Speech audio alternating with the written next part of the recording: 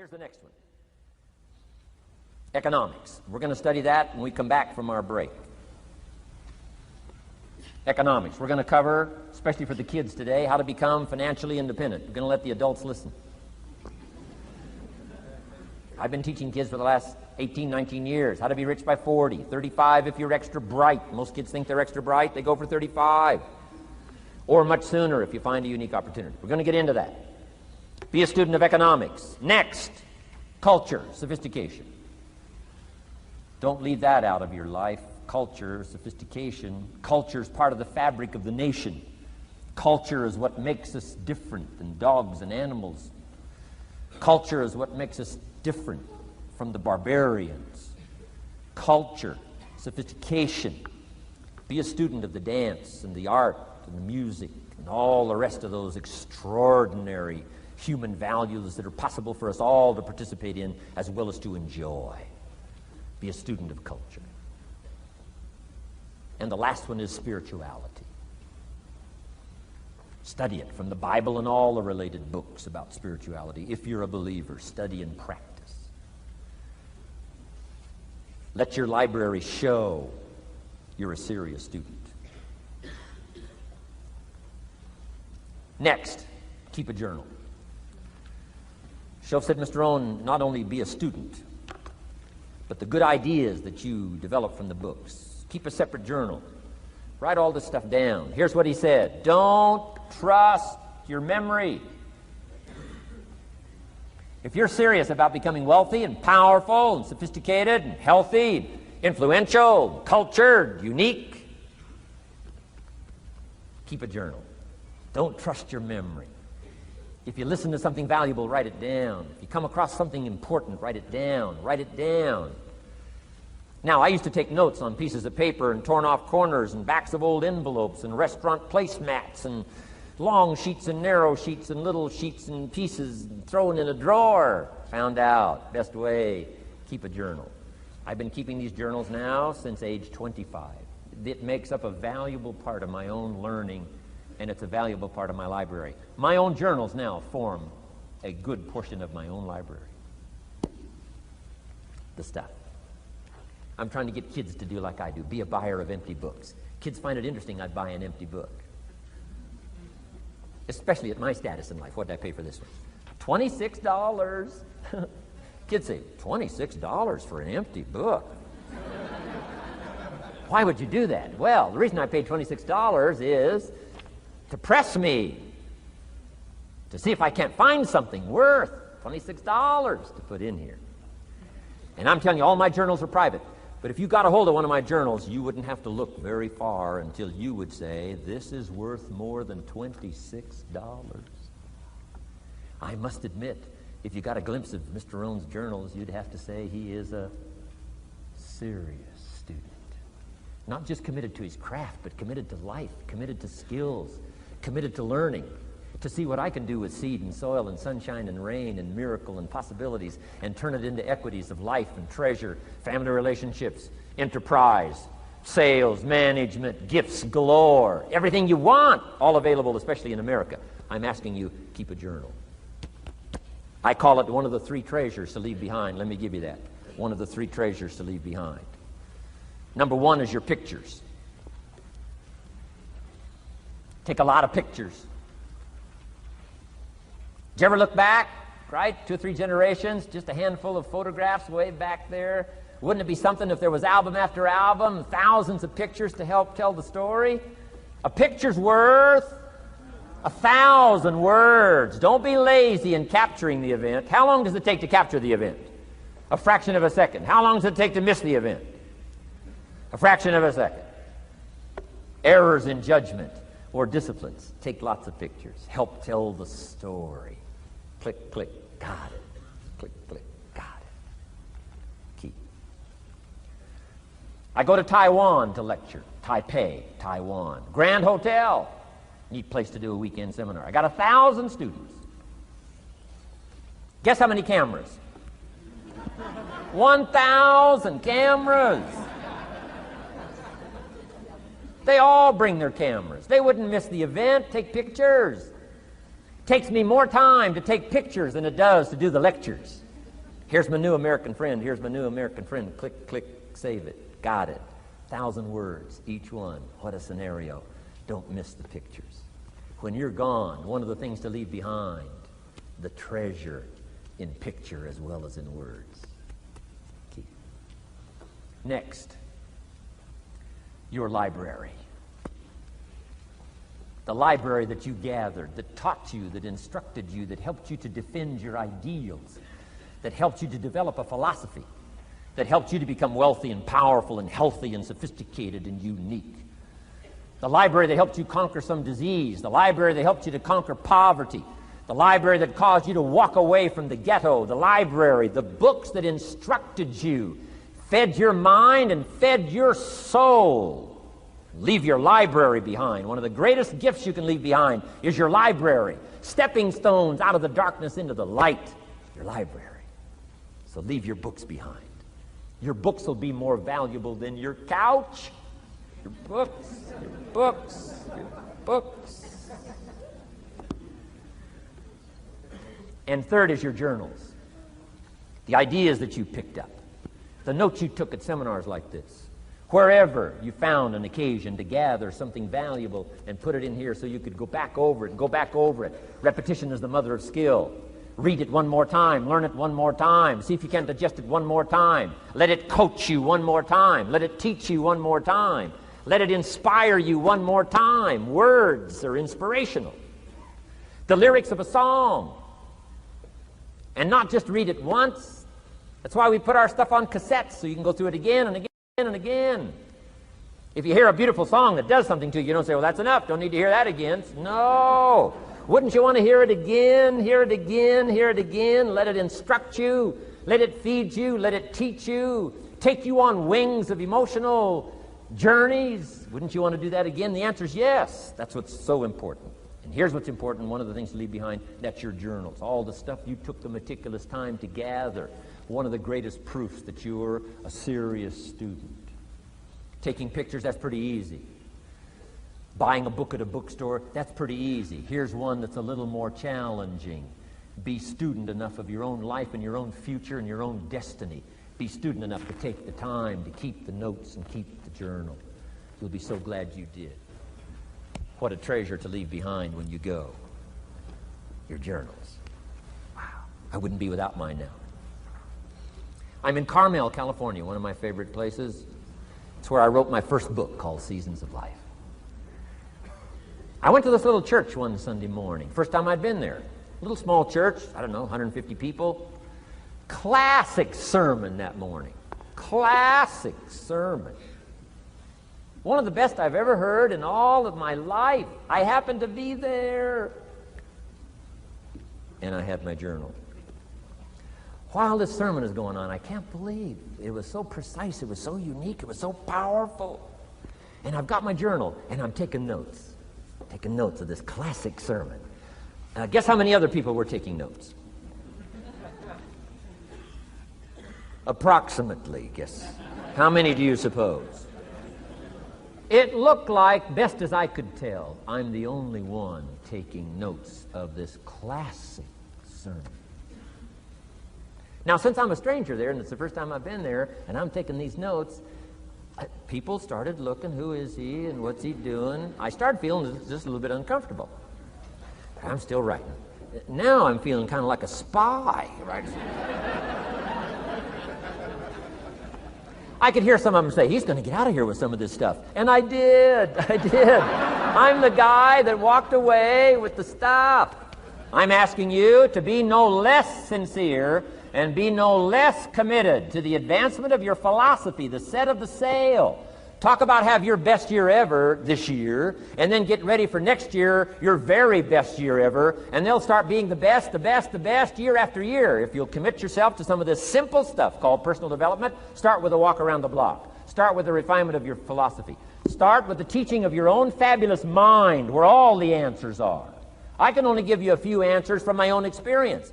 The rest of all the magical answers are within the confines of your own mind. But it takes the books, it takes the cassettes, it takes the videos, personal conversation, sermons, lyrics from songs, dialogue from the movie. Let your heart be stirred by words. Find ways to capture. part of your personal development quest. Now here's the last subject on personal development just before we take our break. Isn't this good stuff? I'm telling you, this stuff changed my life. Turned me every way but loose. I've never been the same since the teacher gave me some of this simple instruction. How to go from where you are to where you want to go. How to go from what you are to what you want to become. How to go from pennies to treasure. How to go from nothing to fortune. It's all within the confines of this stuff that I've been trying to share with you. Laboring best I can. Words are clumsy when you try in your experience. But I'm doing my best today, and I'm excited about it. Appreciate you taking all these good notes. Good students today. I appreciate that.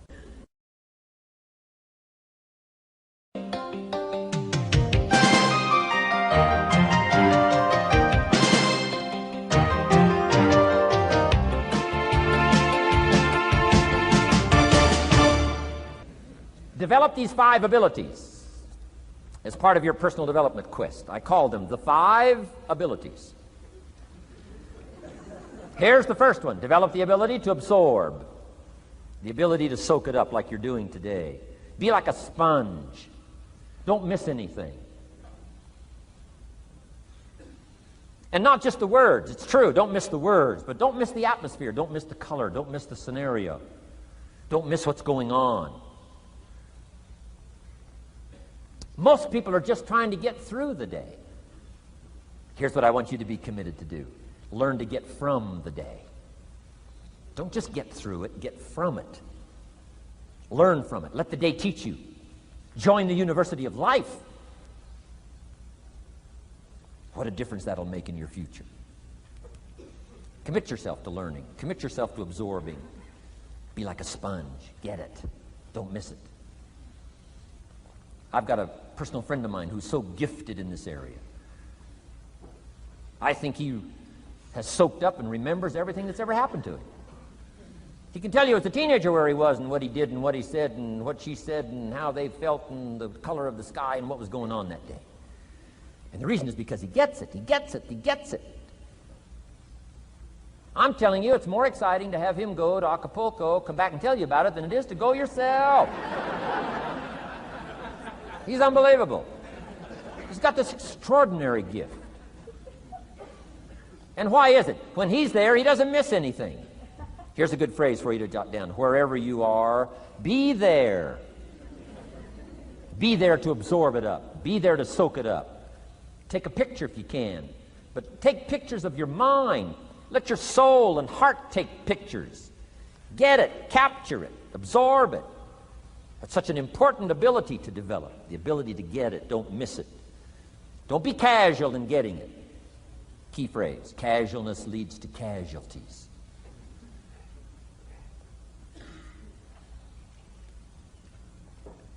Second, learn to respond. The ability to respond means let life touch you. Don't let it kill you, but let it touch you. Let sad things make you sad. Let happy things make you happy. I'm telling you, give in to the emotion. Let the emotion strike you, not just the words, not just the image. Let the feeling strike you. Let the emotion strike you. Here's what's important. Our emotions need to be as educated as our intellect. Our emotions need to be educated as well as our intellect. It's important to know how to feel.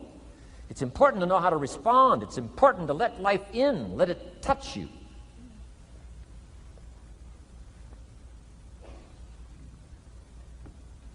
I'm the greatest guy in the world to take to the movies. I get into a good movie. I want a good movie. Make me laugh, make me cry, scare me to death, teach me something, take me high, take me low. Just don't leave me as I was when I came in. Touch me.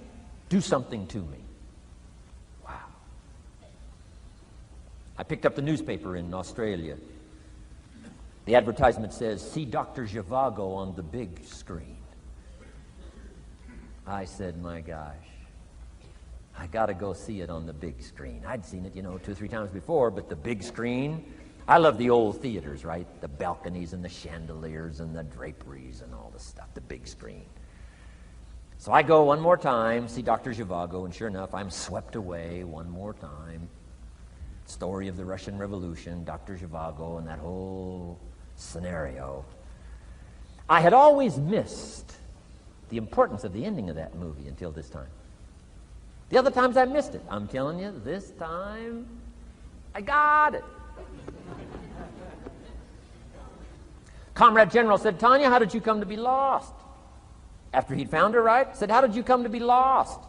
And she said, well, I was just lost. He said, no, how did you come to be lost? She said, well, we were, the city was on fire when we were running to escape, and I was lost. He said, no, how did you come to be lost? And that's what she didn't want to say. He finally pressed her again, how did you come to be lost? And she said, well, while we were running through the city and it was on fire, my father let go of my hand, and I was lost. That's what she didn't want to say. Comrade General said, Tanya, that's what I've been trying to tell you. Komarovsky was not your real father. He was not. I'm telling you, I've been looking all over for you, and I think I found you. This man, my relative, Dr. Zhivago, the poet. I'm telling you, he was your father. And Comrade General said, Tanya, I promise you this. If this man, your real father, had been there, I promise you, he would never have let go of your hand. And I got it. This time I got it. The other times I'm eating popcorn waiting for the movie to finish. This time I got it. I got it. I got it. I'm asking you to get it. Absorb and respond. Maybe you heard the story about the evangelist here in Texas way back in the horse and buggy days. Used to put up his tent in these various Texas towns and hold tent revivals. And he put up his tent, one of these towns, expected a big crowd to come and hear him preach. And he got there first night of the tent revival, and he walked inside the tent. It was empty. And he thought, something must be wrong. He waited till 8 o'clock. Nobody showed up. He waited till 8:15. Not a soul. Finally, 8:30.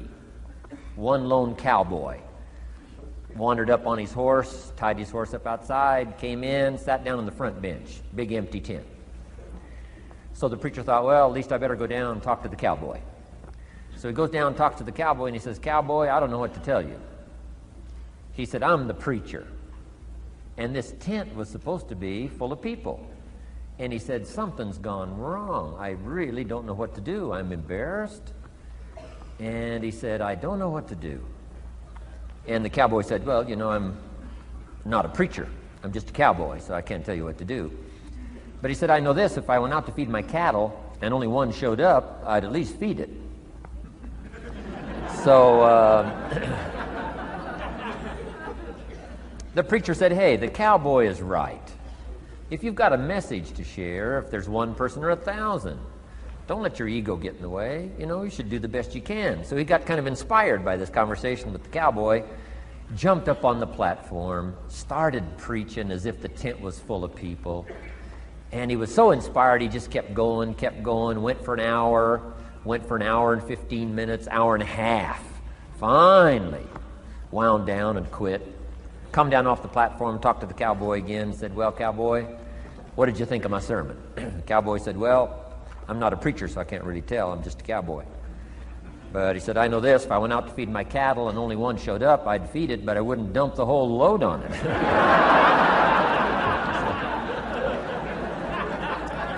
So, if it seems like we're dumping the whole load here today, I guess we really are. But you guys are working hard. Does anybody have 4 pages of notes? Oh, wonderful, wonderful. My job, I'm getting it done. Wonderful. We should give a prize one of these days for the most notes. Fantastic. I congratulate you. You're working as hard as I am. I appreciate that. Okay, we got some more work to do, so let's go to work. Everybody's okay? Say, I'm okay. All right. I'd love to take you with me as my traveling audience. Wow. We've covered the first 2 abilities in the personal development quest. One is the ability to absorb, don't miss anything, pay attention.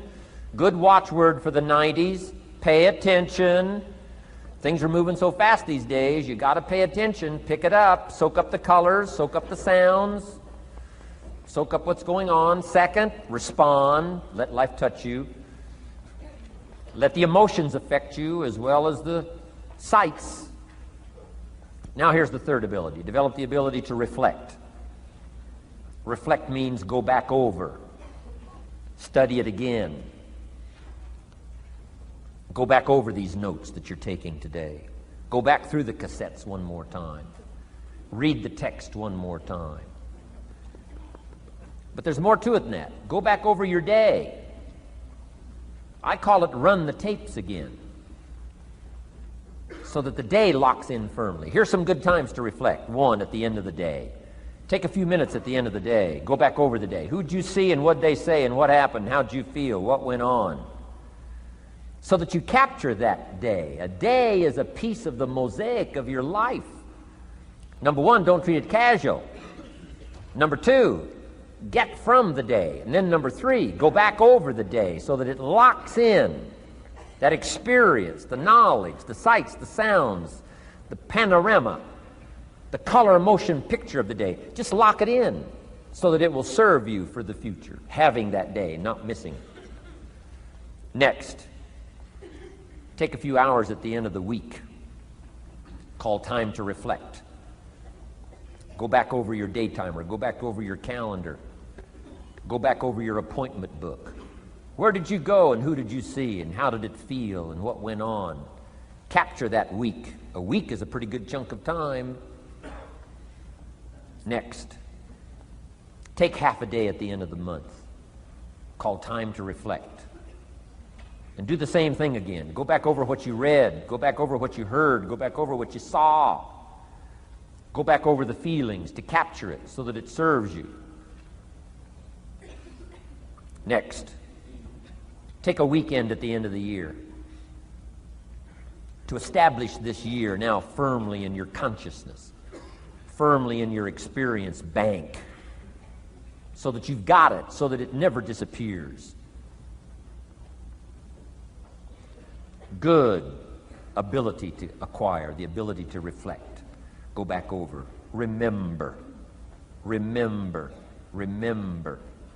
It's so valuable to be able to remember the thought, remember the idea, remember the experience, remember the occasion, remember the day, remember the weather, remember the emotion, remember the complexity, remember the highs, remember the lows. So valuable at the end of the day. Lock that day in. Lock the month in. Lock the week in. Lock the year in. Old Testament says a unique scenario unfolded according to the law, and that was they worked 9 years, and the 10th year was a sabbatical. The 10th year, work 9, take the 10th year, and not just to relax, not just to replenish, not maybe just to get physically in shape. Change of pace, we call it in the modern society, but not just for that.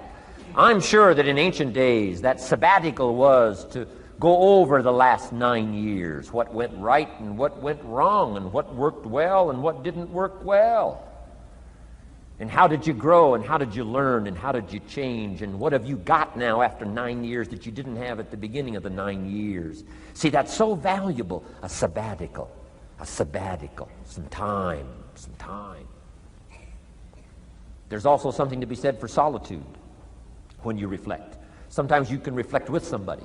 Husband and wife reflect on the past year, right? Parents reflect with their children on the past year. How did we do it, and how didn't we do it, and how could we improve? Colleagues can reflect with each other. But now here's one of the most important. You got to learn to reflect with yourself. There's something to be said for solitude. There's something to be said for taking those occasions to shut out the world and shut out everything else for a while. I've got a motorhome. That's how I do it. With my motorcycle on the back. And I head for the mountains and ride the Jeep trails where there's very few human beings. on the Jeep trails, or out in the desert somewhere. It's called my time to get away. When you live a very public life, you treasure solitude. A chance to reflect, go back over my life, go back over my skills, go back over my experiences. Alone. There are some things you need to do alone. Ponder, think, wonder, read, study, absorb, soak in. See if you can't become better this year than you were last year, better the next 9 than you were the first 9. Solitude.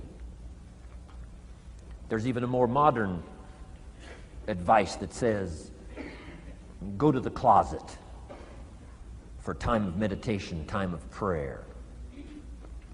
Go to the closet. Closet meaning what? Away. And there's even a graphic description of the away. It said, enter into your closet and what? Got some students here, I'm sure. What? Close the door. For what? Just to shut out everything. Life is experience, and touching and seeing and looking and doing and acting and disciplines and all the stuff. But sometimes, this is where this reflecting is so important, to shut the door. Just shut the door and wonder.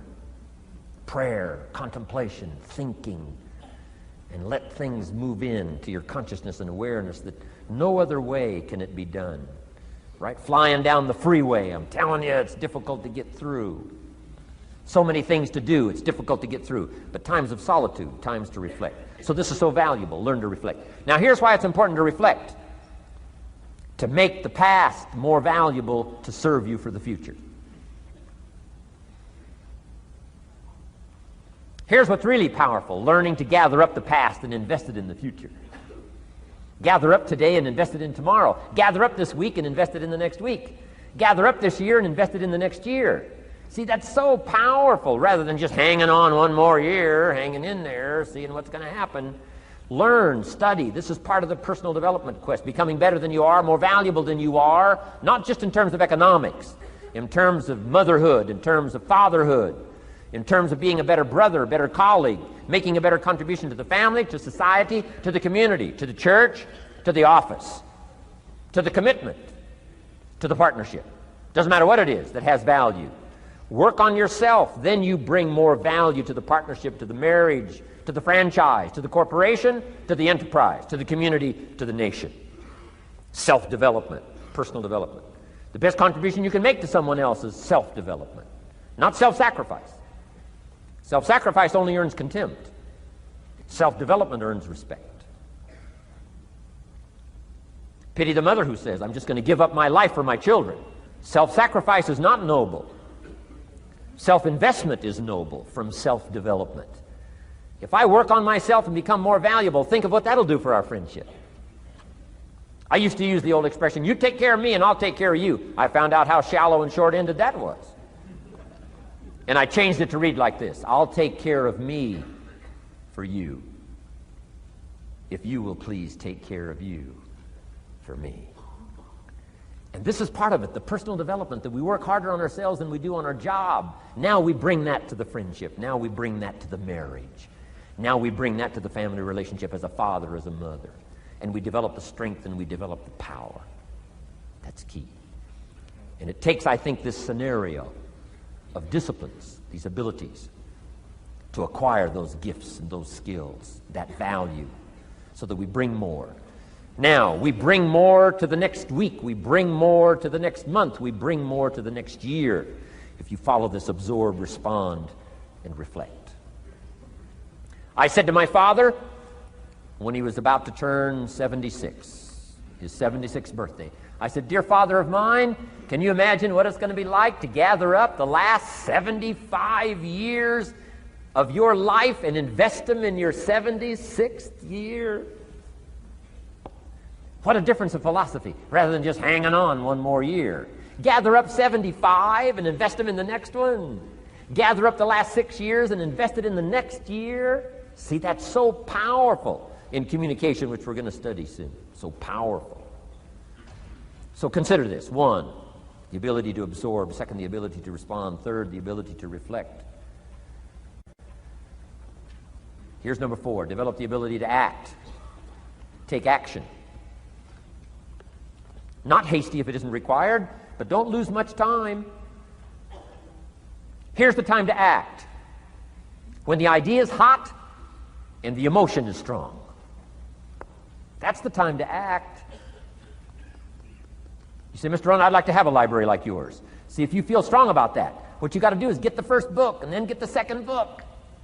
Before the feeling passes and before the idea gets dim, action pronto, action immediate, action as soon as possible.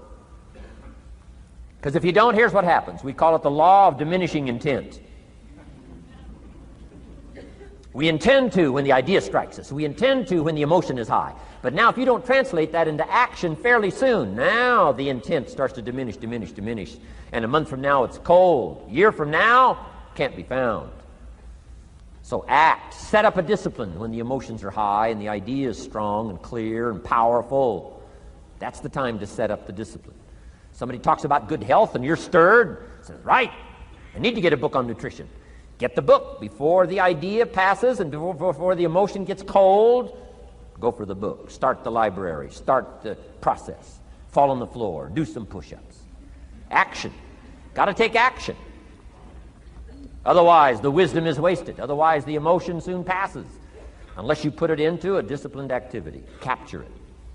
Disciplines is called how to capture the emotion and how to capture the wisdom and translate it into equity. Disciplines. Now, here's what's important about disciplines. All disciplines affect each other. In fact, here's a good philosophical phrase. Everything affects everything else. Nothing stands alone. Don't be naive in saying, well, this doesn't matter. I'm telling you, everything matters. There are some things that matter more than others, but there isn't anything that doesn't matter. Okay. We all pity the man who says, well, this is the only place I let down. Not true. Key to take home. Every letdown affects the rest of your performance. Every letdown affects the rest. This is part of the educational process on personal development. If you don't take the walk around the block, you probably won't do the apple a day. If you don't do the apple a day, you probably won't start building your library. If you don't build your library, you probably won't keep a journal, and you won't take pictures, and then you won't do this, you won't do wise things with your money, won't do wise things with your time, won't do wise things with your possibilities and relationships, and the first thing you know, 6 years of that accumulated, and we say you have messed up. So the whole key to reversing that process now is to start picking up these disciplines. Now here's the positive side. Every new discipline affects the rest of your disciplines. Every new one affects the rest. That's why action is so important. The least action, the smallest action. Take it. Because when you start accomplishing and the value starts to return from that one action, it'll inspire you to do the next one and the next one and the next one. You start walking around the block, it'll inspire you to get an apple. Get an apple, it'll inspire you to get a book. Get a book, it'll inspire you to get a journal. Get a journal, it'll inspire you to grow, develop some skills. All disciplines affect each other. Every lack affects the rest. Every new affects the rest. The key is to diminish the lack and set up the new. And you've started a whole new life process. Key. Also, one more thought on discipline. Here's the greatest value of discipline. Self-worth. Self-esteem. People are teaching self-esteem these days, but they don't connect it to disciplines. The least lack of discipline, and it starts to erode our psyche. One of the greatest temptations is to just ease up a little bit, right? The slightest lack of doing your best starts to erode the psyche. Instead of doing your best, doing just a little less than your best. Sure enough. You say, well, it's just going to affect my sales. No, it's going to affect your consciousness. It's going to affect your philosophy. Now you've begun in the slightest way to affect your own philosophy. Here's the problem with the least neglect. Neglect starts as an infection. And if you don't take care of it, it becomes a disease. And one neglect leads to another. And the worst of all, when neglect starts, it diminishes our self-worth, our self-confidence, our self-value. You say, well, how can I get back my self-respect? I'm telling you, you don't have to go to 29 classes. All you have to do is start the smallest discipline that now corresponds to your own philosophy, like I should, and I could, and I will. No longer will I let neglect stack up on me so that I will have the sorry scenario 6 years from now, giving some excuse instead of celebrating my progress. That's the key to discipline. Okay? Let's get kids involved in the least of disciplines. One more, and then one more, and then another one, and then another one, and then some more. And the first thing you know, you're starting to weave the tapestry of a disciplined life into which you can pour more wisdom and more attitude and more strong feeling, more faith and more courage. Now you've got something, a vessel in which to put it, and now the equities start to flow. And the early return, I'm telling you, if you'll start this process, the early return will have you so excited, you'll commit yourself to this strategy for the rest of your life. You'll never go back to the old ways. Join a new crowd, join a new group. The disciplines to do it, take action. I recommended the last time I was here the little book, Richest Man in Babylon, and I said I've lectured now to over 3 million people in the last 33 years, and I've recommended this little book to almost all of them, I think. Guess how many have actually gone and got this little book? Answer, very few. My best guess is 10%. Such an easy thing to do. In that last seminar, right, I suggested this little book, number one, is easy to find. Number two, it's easy to buy. The most you can pay for it, $6, $7, $8. You can borrow that from your kids. And number three, it's easy to read. It's in story form. That's why I use it for teenagers, teaching them how to be rich by 40, 35 if you're extra bright, much sooner if you find a unique opportunity. But if it's easy to find and easy to buy, and if it's easy to read, why wouldn't everybody go get it? We don't know. What do you know? You don't know. I don't know. Nobody knows. Here's how profound it is. Some do and some don't. Now here's the numbers. About 10% do. 90% don't or won't. And we don't know the mystery of that. And I'm telling you, 10 years from now, those numbers will still be the same. 10% will, 90% won't. The numbers don't change. Only the faces change. You're looking at one of the faces. I used to belong to the 90% who couldn't be bothered even if it was easy. Guess how many people have a library card? Wisdom of the world available. Transform your life in any value amount you want. By the way, how much is a library card in Texas? Free. Here's what free is. Easy. I mean, it can't be any easier than free. Somebody says, well, would you bring it by? Well, no. At least you got to go get it. No.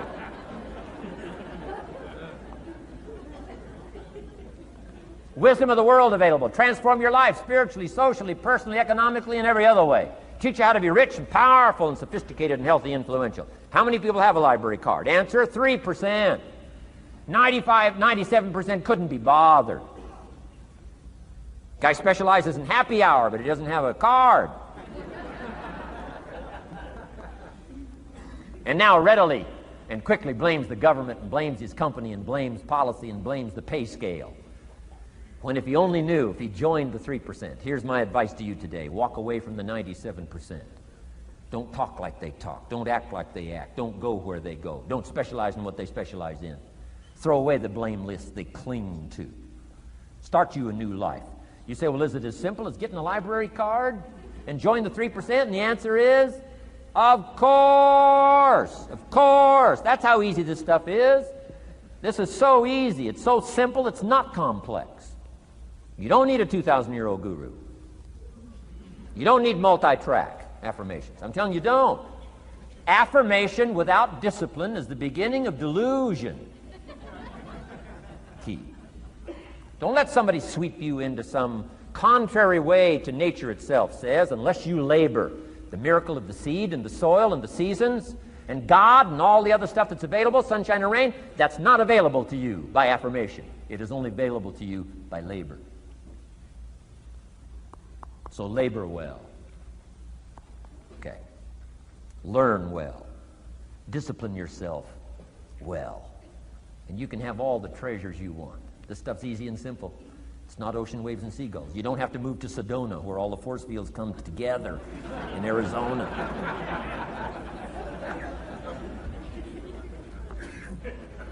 Let's teach our kids the simple ways to transform their health, number 1. Their economics, number 2. Their ability to communicate, number 3. Their life and treasure and lifestyle, number 4. Spirituality, number 5. And the list goes on and on. Let's not leave out any of the least of disciplines that encourage us to do the next one, to do the next one, to do the next one. First thing you know, this whole scenario for you is spinning up instead of out of control on the negative side. This is all you got to do. It's as simple as this. It's as simple as a start, committing yourself to life change. And once you start down this road, I promise you, you'll join the 10% and the 3%. We're going to talk financial independence in just a little while. Guess how many people can retire from the income of their own personal resources when it comes time to retire? Answer, 5%. In the most independent country in the world, 95% are dependent, 5% are independent. Take charge of your own retirement. I'm telling you, if you take charge of your own retirement through personal development and all these skills we've taught today, plus what's coming up, financial independence, I'm telling you, take charge of your own retirement, you can multiply it at least by 5, maybe by 10, maybe by 20, maybe by 100. Let the government take care of it, some company take care of it, you got to divide by 5. Take charge of your own life, take charge of your own day, take charge of your own conversation, take charge of your own family, take charge of your own possibilities. And learn these skills, develop this kind of strategy, and I'm telling you, life will open up for you. Join the 3%. Join the 10%. Join the 5%. Walk away from the 95%. In our Leadership Weekend we teach, find out what poor people read and don't read it.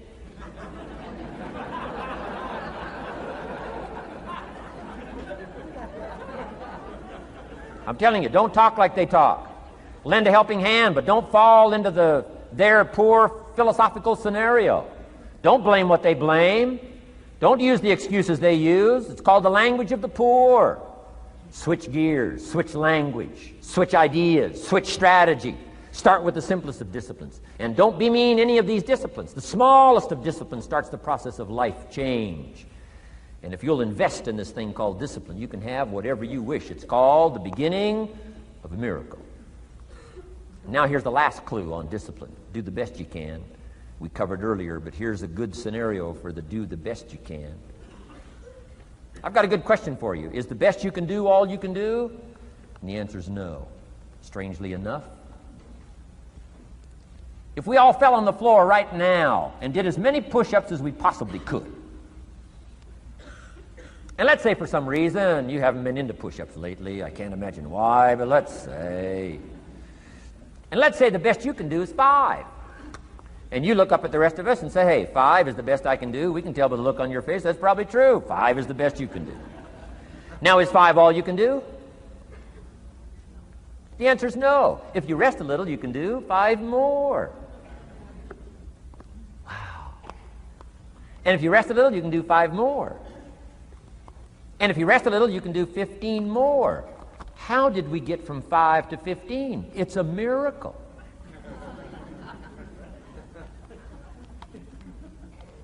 And if you rest a little, you can do 15. Rest a little, you can do 15. Rest a little, you can do 20. How did you get from 5 to 20? It's a miracle. Did you know you can keep doing that? Do a little more, rest a little, do a little more, rest a little, and finally get up to 50 push-ups? Is it possible to get up to 50 push-ups? Of course. How do you go from 5 to 50? It's a miracle.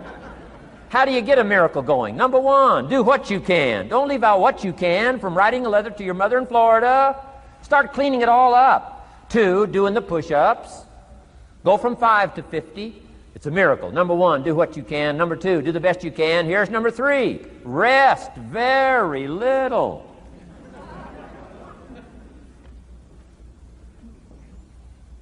Don't rest too long. Why? The weeds take the garden. Kids have got that figured out. You can't rest too long. Here's the clue. Make rest a necessity, not an objective. The objective of life is not to rest. The objective of life is to act. Think of more disciplines. Think of more ways and means. in which to use your own wisdom and your own philosophy, and use your own attitude, your own faith, your own courage, your own commitment, your own desires, your own excitement. Invest it, invest it, invest it, invest it in discipline so that it's not wasted. The smallest of discipline. Thereby transform your life. Join the 5%, join the 10%, join the 3%. Guess when I went and got this little book, Richest Man in Babylon? The same day I heard about it. I went and got it. Somebody says, well, Mr. Rohn, does that make you different than most other people? And the answer is yes. Somebody says, well, why is that? We don't know. We don't know. What do you know? You don't know. I don't know. None of us knows. Some do and some don't. The numbers don't change. Only the faces change. From those who get in on a seminar like this, listen to a dynamic sermon, read a book, listen to some cassettes, take seriously the next conversation of a friend who wants to level with you, and do something about it. And you can walk away from the 97%, not live there anymore. Because if you don't, the next 6 years of your life will be like the last 6. Mr. Shove said to me, Mr. Rohn, 6 years now you've been working. I'm telling you, the next 6 years of your life is going to be like the last 6, unless you take advantage and start making these personal changes. I made the changes, totally revolutionized my life. So take a look at the next 5 years of your life. It's going to be like the last 5, unless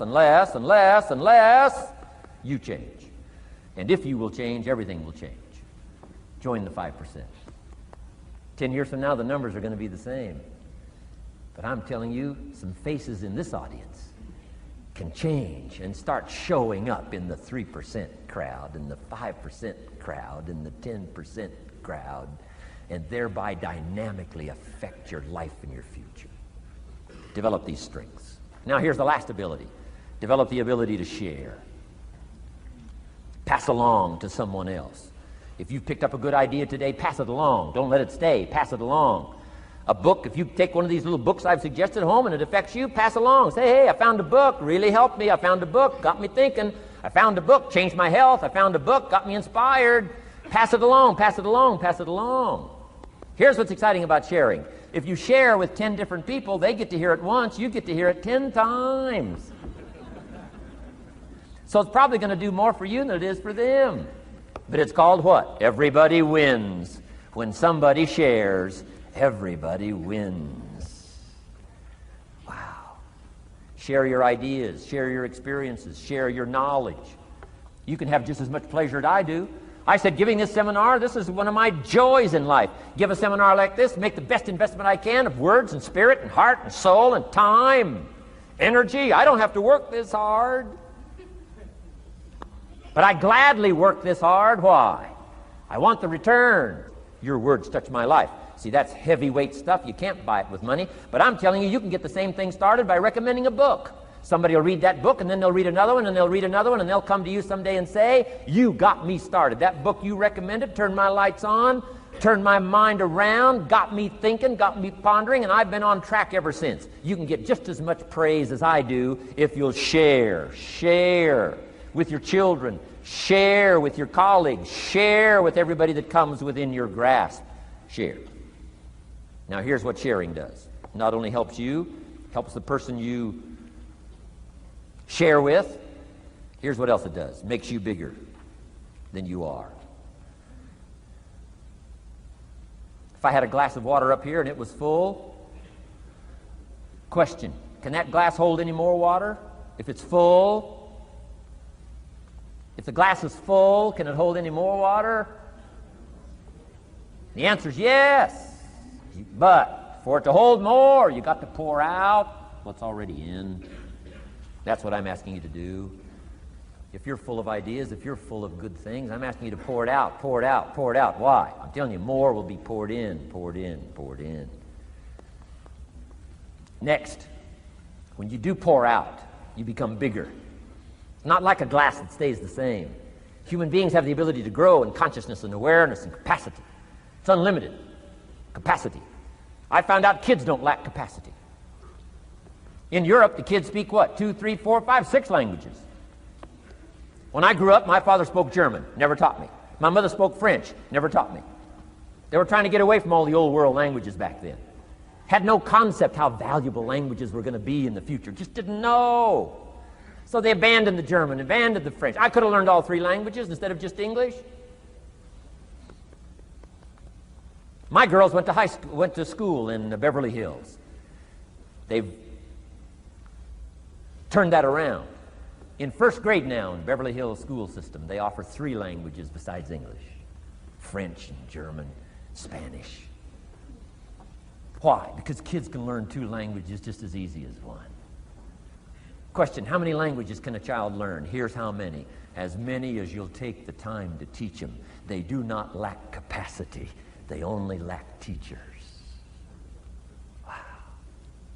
And I'm telling you the same thing is with you. You don't lack capacity. But here's how you expand your capacity. And that is to share what you've got. Now you get bigger. Share some more, and now you get bigger. I'm here for a very self-interest reason. If I share with you, my consciousness grows. If I share with you, I get to hear this again. Somebody asked me not long ago, said, "Mr. Rohn, how are you doing with all this stuff? You get on everybody's case pretty hard. How are you doing with all this stuff you teach?" I said, "Well, best I can share with you is this. Listen to me very carefully, but don't watch me too close. This stuff's easier to lecture on than it is to do. I understand that. I'm working on it just like you. But hey, pour out what you've got so that your capacity grows. Now, why should you want your capacity to grow? Very self-interest reason. Here it is. To hold more of the next experience.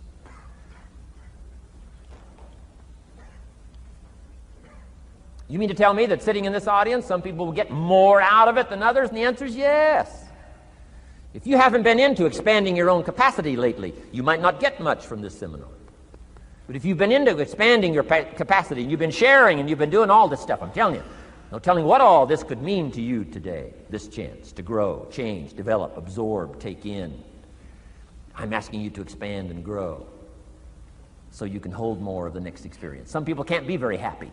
You could pour happiness out on the whole world. Some people can't be very happy. Why? They're not big enough. If you're small, you don't get much. Small in comprehension, small in the ability to think and wonder, small in appreciation, no matter how much is poured out. Prosperity can be poured out on the whole country. Some people don't get much. Why? They're too small in their thinking, too small in their ability to share, have not expanded to their full capacity. Don't be like that. Now, some people aren't going to get much because they've got their cup turned upside down. You couldn't put anything in.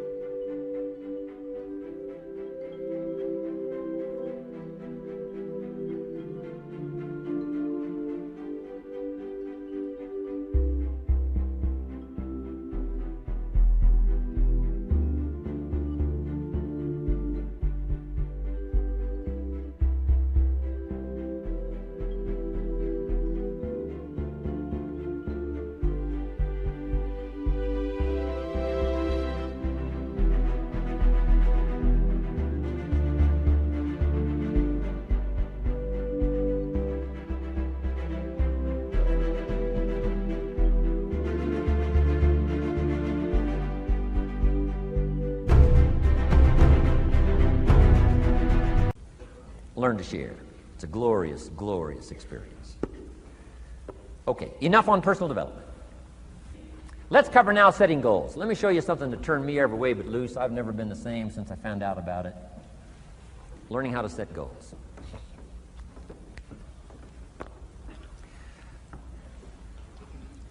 Not long after I met Mr. Schoaf, we're having breakfast one morning. Mr. Schoaf said, "Mr. Rohn, now that we've gotten acquainted, we know each other fairly well," he said, "maybe one of the best ways I can help you," he said, "let me see your current list of goals. Let's go over them and talk about it." And I said, "What?" "I don't have a list." He said, "Well, Mr. Rohn, if you don't have a list of your goals," he said, "I can guess your bank balance within a few $100s. Which he did. And that got my attention. I said, you mean my bank balance would change if I had a list of goals? He said, drastically. So that day I became a student of setting goals. And I've used it to dynamically affect my life. I've taught it to some of my business colleagues. We use it to do business around the world. Setting goals. It can turn out to be a drama for your life. Here's what goals are. Your vision of the future. Your vision of the future. Now, there's two ways to face the future. One, with apprehension.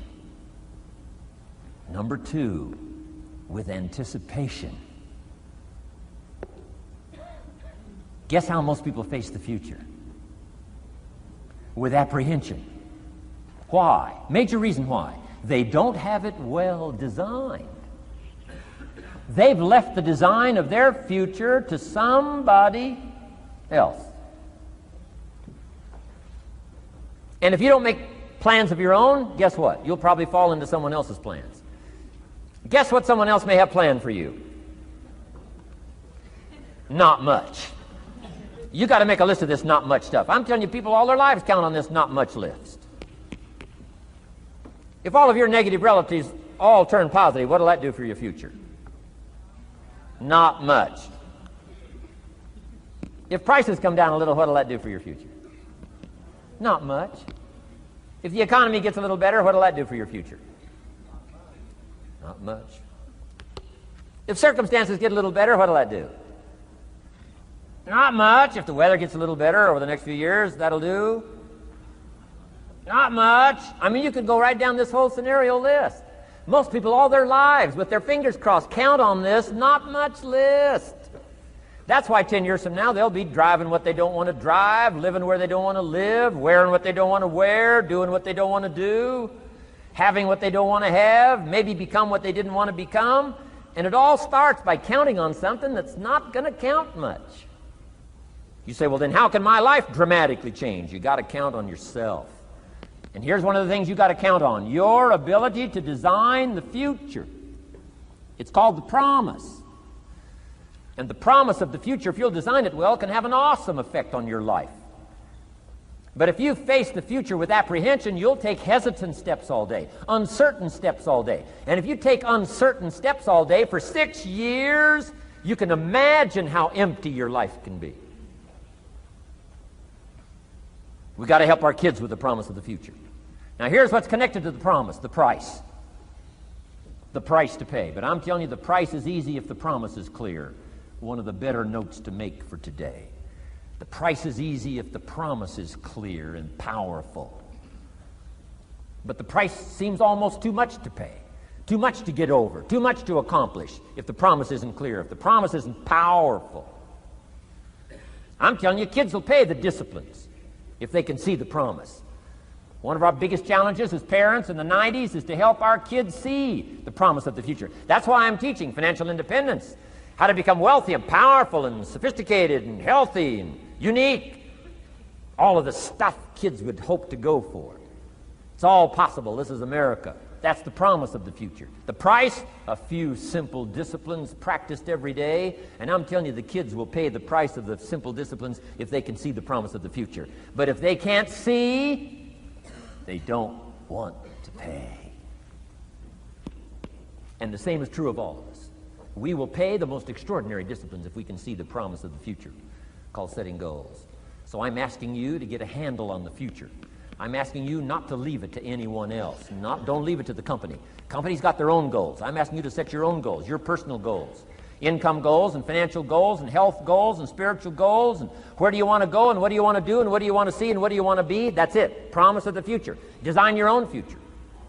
It's within your hands and your capacity to do so.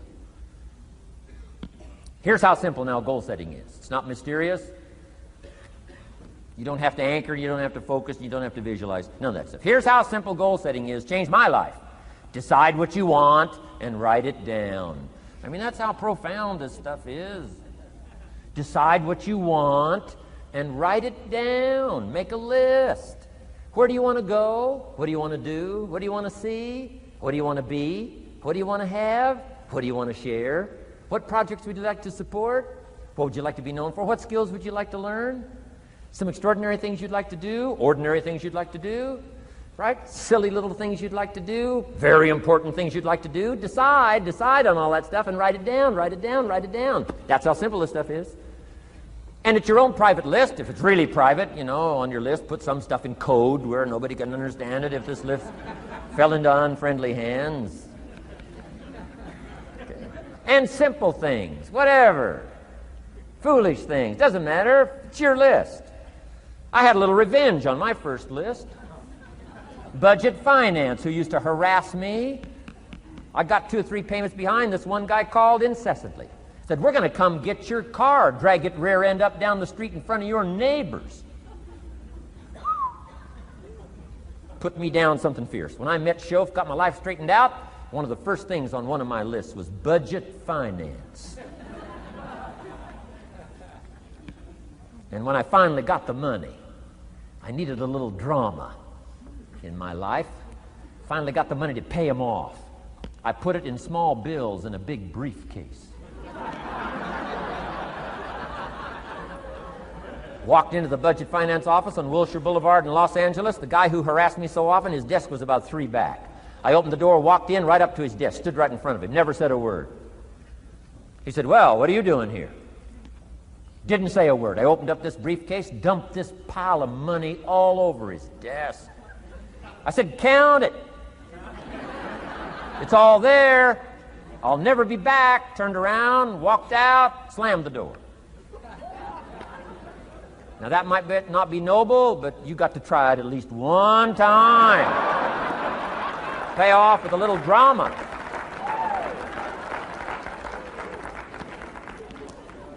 Got to check them off my list. Keep your list with you. I keep my list in my journal so that I can go back. 5 years ago, here was my list. And I'm a little embarrassed. Here's what I thought was so important now.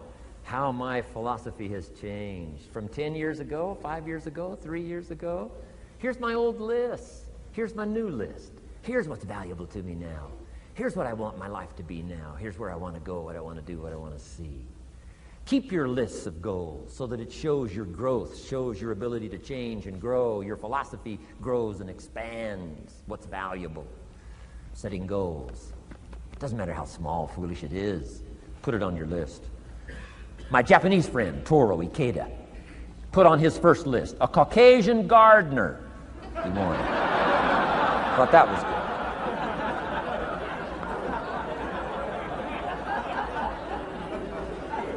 I like that. Have you got this profound thing now on setting goals? Here's how profound it is. Decide what you want and write it down. Get together with your wife, decide. Get together with your kids, decide. Get together with your business colleagues, decide. Write it down. Make a list. Okay, that's how easy it is.